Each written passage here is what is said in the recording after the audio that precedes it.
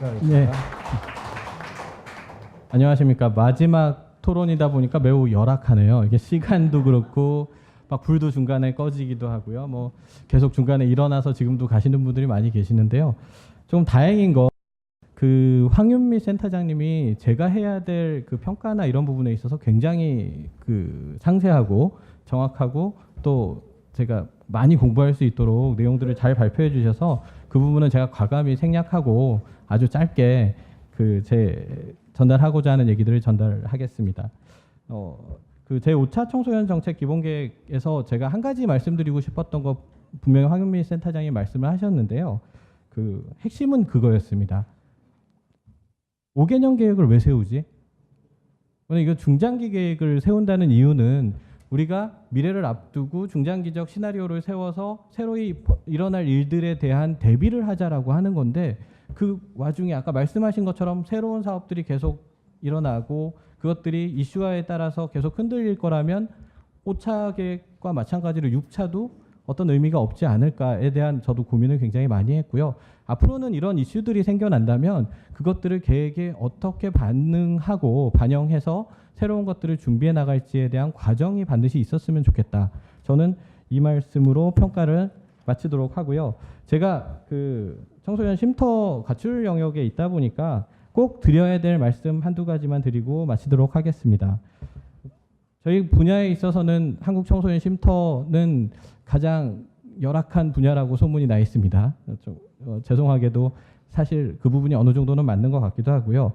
그렇게 된 이유 중에 가장 근본적인 것 중에 하나가 그 가출이라는 용어가 주는 그 프레임이라고 볼 수 있습니다. 굉장히 부정적이고 드러내지도 못하고 이전에 있던 그룹홈이라든지 아니면 지역아동센터에 있는 어려운 아동 청소년들에 대해서는 굉장히 많은 후원이라든지 지원들이 제가 봤을 땐 빗발치고 있습니다.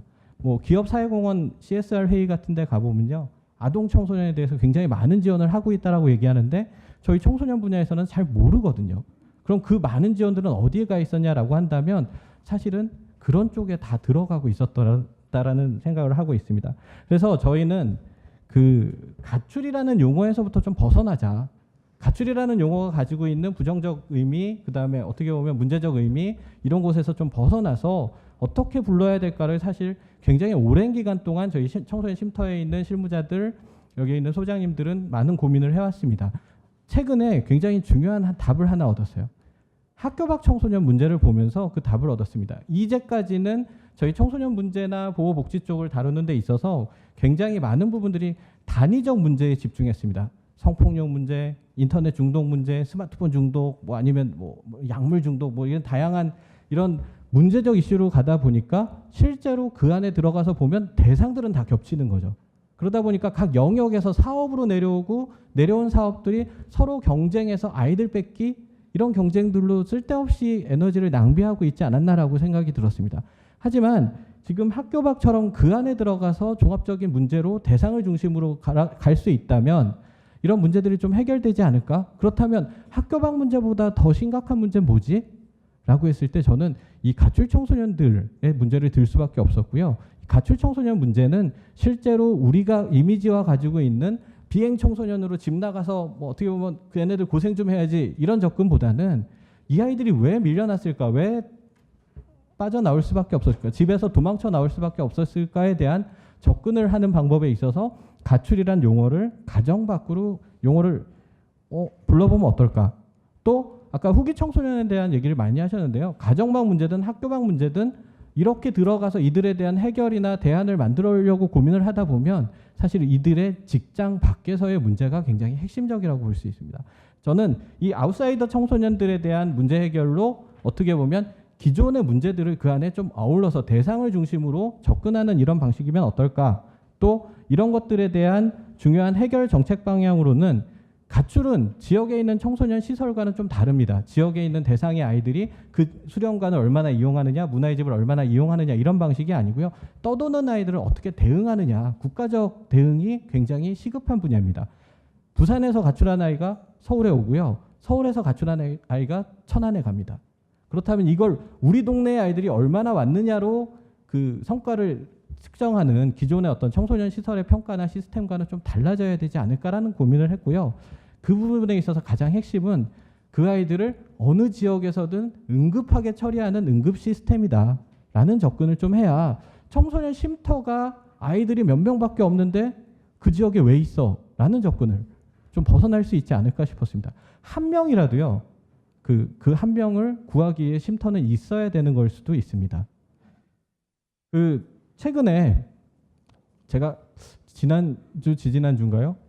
인천의 초등학생 살해 사건에 대한 르포를 보면서 그런 생각을 했습니다. 피해자도 아동 청소년이고 가해자도 아동 청소년입니다. 저희가 사회적으로 저출산 문제를 해결하고자 굉장히 많은 돈을 들이고 많은 캠페인을 하고 있는데 정말 이렇게 제대로 하나를 키워서 어떻게 보면 그 한 명도 감옥 가야 되고 그 한 명도 평생 어떤 일이 생길지 모르는 이런 대안에서 또 그 아이가 누군가에게 굉장히 큰 피해를 입히는 이런 문제에서 그 아이 하나를 제대로 키울 수 있다면 거기에 들여가는 굉장히 많은 돈에 비해서 저출산 2조, 3조 이렇게 얘기가 되는데요. 청소년 쉼터로 오는 예산을 한번 생각을 해보니까 그중에 정말 다만 10%라도 이쪽의 아이들에게 투여될 수 있다면 얼마나 많은 문제가 해결될 수 있을까라는 그런 고민을 좀 해봤습니다. 최근에 주거복지재단의 실무자분을 한번 만났는데요. 그분이 그 얘기를 하시더라고요. 노숙자 문제를 해결하려고 주거 문제 불안정이라든가 이런 문제를 해결하려고 그분 쪽 전문가들하고 만나서 많은 얘기를 하다 보니까 답이 없다라고 얘기를 하세요. 근데 그분들이 한 얘기 중에 가장 중요한 정답은 뭐였냐면 이런 거리에 있고 이런 노숙자들 이런 문제들을 해결하는 데 가장 중요한 건 초기에 끊는 거라고 얘기를 하십니다. 그러니까 이들이 거리 생활에 익숙해지고 거리에서 생존하는 방법들을 알아버리고 나면 이 문제는 해결이 안 된다라고 얘기를 하거든요. 근데 우리 가출이나 가정 밖의 아이들이 거리에 나와서 생활하는 이 흐름을 누군가가 빨리 응급하게 접근해서 해결할 수 있다면 이런 문제들은 해결되지 않을까라고 생각을 했습니다. 저는 6차 계획에서는 이런 프레임의 전환을 통한 새로운 보호복지 문제에 접근이 좀 필요하다고 생각을 하고 발표를 마치도록 하겠습니다. 이상입니다. 네.